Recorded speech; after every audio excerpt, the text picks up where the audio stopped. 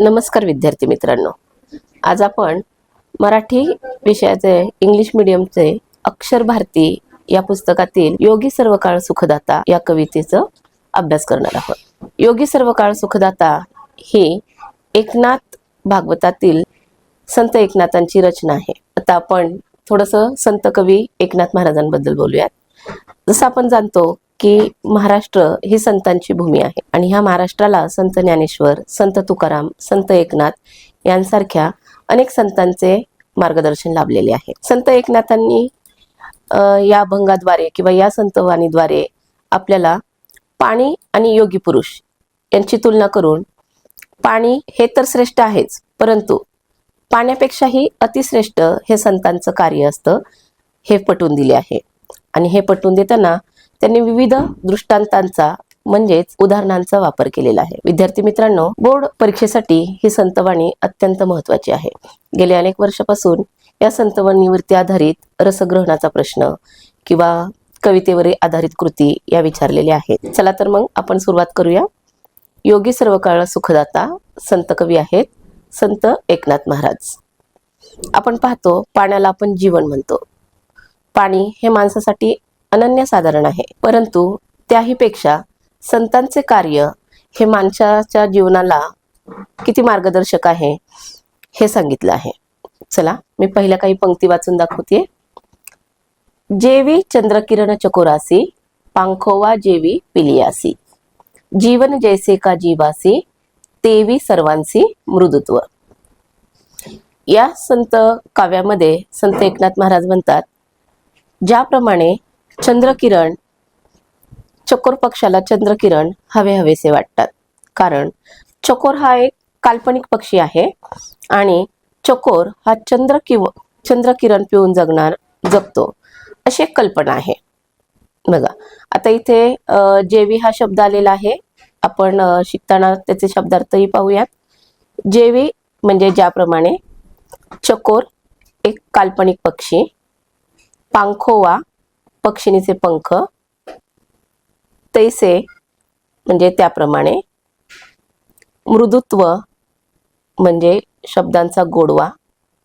चला बघा, जेवी चंद्रकिरण चकोरासी, पांखोवा जैसी पिलियासी या उदाहरणामध्ये ज्याप्रमाणे चकोर पक्षाला चंद्रकिरण हवेसे वाटतात कारण ते त्याचे जीवन आहे, तर पांखोवा जेवी पिलियासी म्हणजे पक्ष्यांच्या पिल्लांना पक्षिणीचे पंख हवेसे वाटतात। ज्याप्रमाणे आपली आई आपल्यावरती मायेची पाखरण करते, त्याप्रमाणे पक्षिणी आपल्या पिल्लांना आपल्या पंखाखाली ऊब देत असते आणि त्या पंखाखाली पिल्लांना अतिशय सुरक्षित आणि मायेची ऊब मिळत असते। त्याप्रमाणे पाणी हे जरी आपल्यासाठी जीवन असले तरी योगी पुरुषांच्या मृदू शब्दांचे किंवा व्यक्तिमत्वाचे स्थान आपल्या जीवनात खूप महत्त्वाचे आहे। याचा पहिल्या चरणामध्ये अर्थ सांगितलेला आहे। पुढच्या ओळी आहेत, जळ वरी वरी क्षाळी मळ, योगिया सबाह्य करी निर्मळ।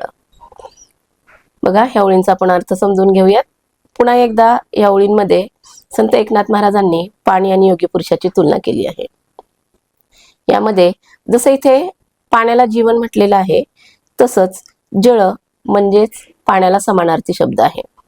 आता पाण्याचं कार्य आपल्या सर्वांना माहीतच आहे। पाणी हे आपलं शरीर शुद्ध करण्याचं काम करतं। जेव्हा आपल्या शरीराला कुठेही माती किंवा घाण लागलेली असते तेव्हा आपण ती घाण पाण्याने साफ करतो। त्याचाच अर्थ आहे जळ वरी वरी क्षाळी मळ। इथे बघा नवीन शब्द आलेला आहे, शाळी। शाळी या शब्दाचा अर्थ आहे धुणे आणि मळ म्हणजे घाण। ज्याप्रमाणे पाणी आपल्या शरीरावरचा मळ साफ करतो, त्याप्रमाणे योगिया सबाह्य करी निर्मळ। आता इथे पुन्हा एक नवीन शब्द आहे बघा, सबाह्य ह्या शब्दाचा अर्थ आहे आतून बाहेरून आणि निर्मळ म्हणजे स्वच्छ। ज्याप्रमाणे पाण्याचं कार्य शरीरावरचा मळ साफ करण्याचं आहे, त्याप्रमाणे योगी पुरुष हे आपल्या बाह्य रंगाचे म्हणजे आतून बाहेरून आपलं अंतर्मन साफ करत असतो। पुढे आहे, उदक सुखी करी एक वेळ, योगिया सर्व काळ सुखदाता। पुन्हा एकदा संत एकनाथ महाराजांनी पाण्यासाठी समानार्थी शब्द वापरलेला आहे, उदक. या चरणामध्ये संत एकनाथ महाराज म्हणतात, उदक सुखी करी एक वेळ. पाण्याचं कार्य आहे माणसाची तहान भागवण्याचं. पण ती तहान बघा, आपण बघतो की जेव्हा आपल्याला तहान लागते आपण पाणी पिऊन ती तहान शमवतो, परंतु पुन्हा कालांतराने किंवा काही वेळानंतर आपल्याला तहान लागते. म्हणजेच आपल्याला तहान लागल्यानंतर पाणी आपलं कार्य करतो, पण ते तात्पुरतं असतं. उदक सुखी करी एक वेळ म्हणजे पाणी आपली एक वेळची तहान भागवतो. पुढे संत एकनाथ महाराज म्हणतात, योगी सर्व काळ सुखदाता.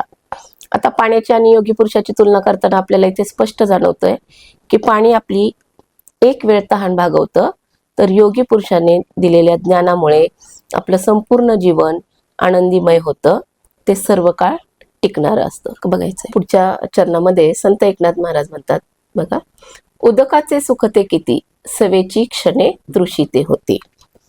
पाणी प्यायल्यानंतर मिळणारे सुख हे किती असते हे समजावून सांगताना, जेव्हा ते सुख तहानलेल्या जीवाची तहान भागवण्यापुरतेच मर्यादित असते.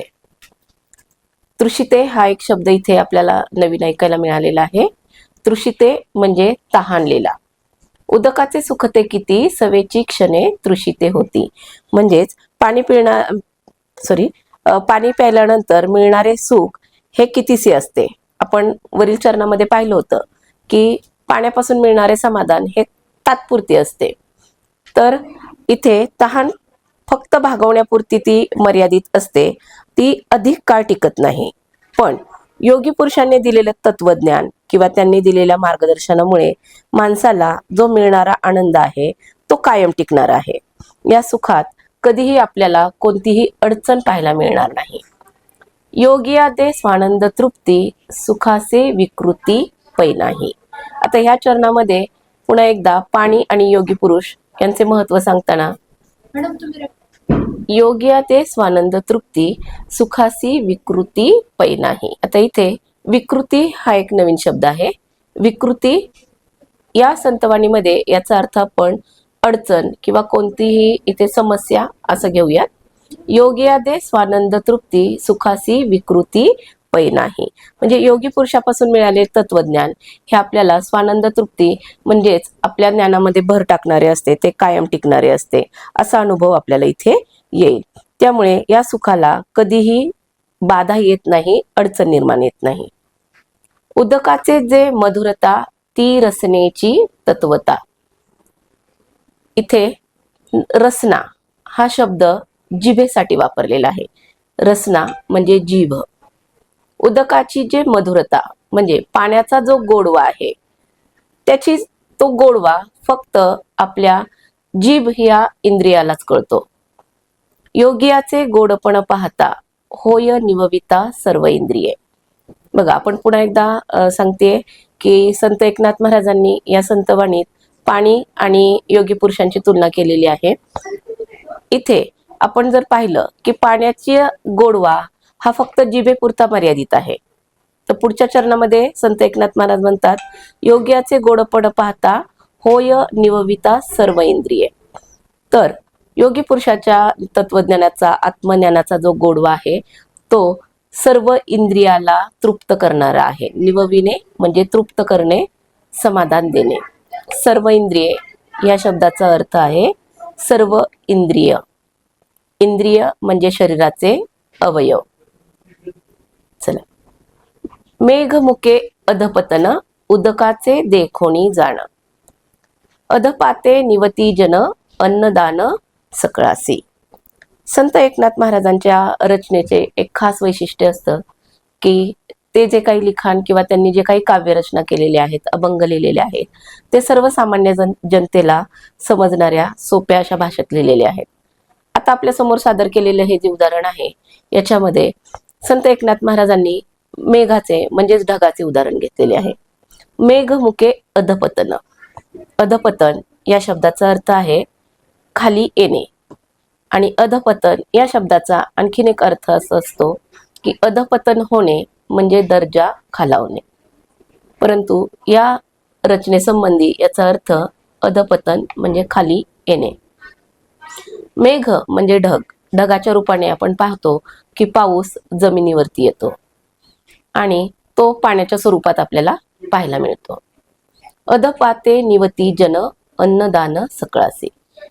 आता पावसाचे कार्य काय आहे की पाऊस आल्यानंतर तो सर्व निसर्गाला पाणी पुरतं. निसर्गामध्ये आपल्याला हिरवेपणा दिसतो. संपूर्ण निसर्ग हिरवागार होऊन जातो.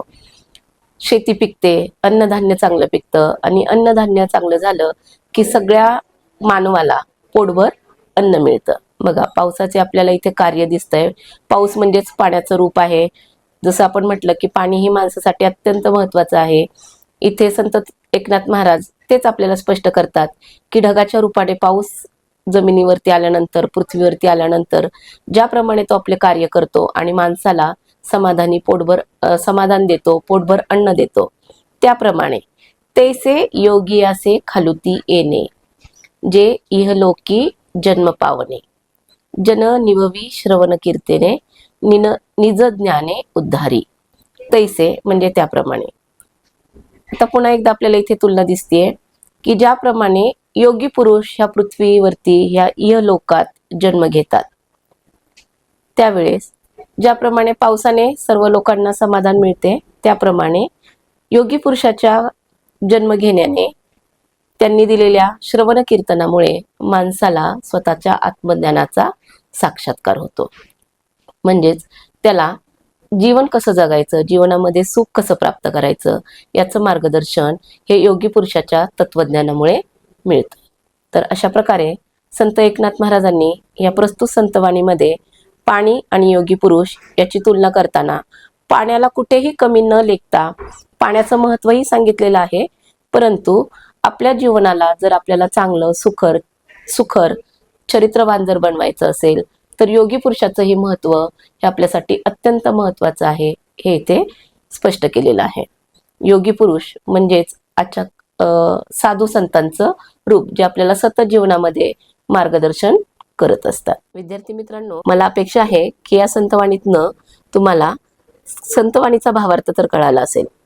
तर आपण पुढच्या व्हिडिओमध्ये आपण ह्या संतवाणीवरती आधारित रसग्रहण आणि प्रश्न उत्तर यांचा सराव करूया. माझ्या या व्हिडिओला लाईक आणि सबस्क्राईब करा, जो आपण यशस्वी अकॅडमीच्या माध्यमातून आपल्या विद्यार्थ्यांसमोर आपण सादर करत आहोत.